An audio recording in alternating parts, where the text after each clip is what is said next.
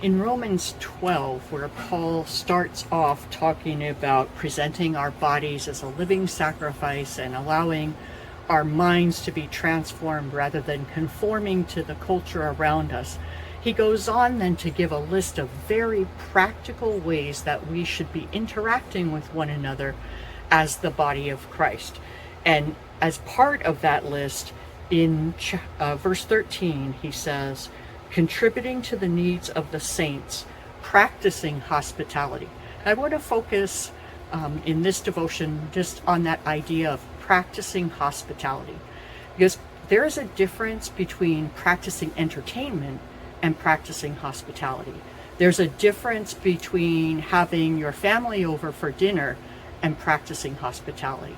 Hospitality has that connotation of being welcoming and including of strangers, of those that you don't know well, of those who may be different than you. And so I would encourage you to think about, how can I reach out in some way? How can I make a connection with somebody that I don't know?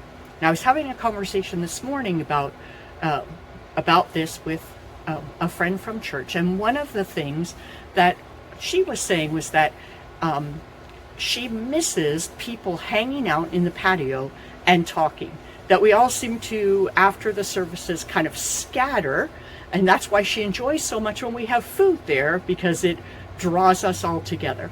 So I would encourage you this weekend, as you go to church, look around for somebody that you wouldn't normally connect to. Don't look for those people that you already have relationships with, those people who are already in your life group. Look for somebody that maybe you've seen around, or maybe that you've never seen before. Go up and introduce yourself. Apologize if you've already met them 10 times, as I have to sometimes do. And then find a way to strike up a conversation. Maybe that is just chatting for a few minutes in the patio. Maybe it's saying, hey, we're going out to lunch. Do you want to come with us? Maybe it's inviting them to be part of your life group. But let's be intentional this next weekend to practice hospitality with those at church that we don't know well.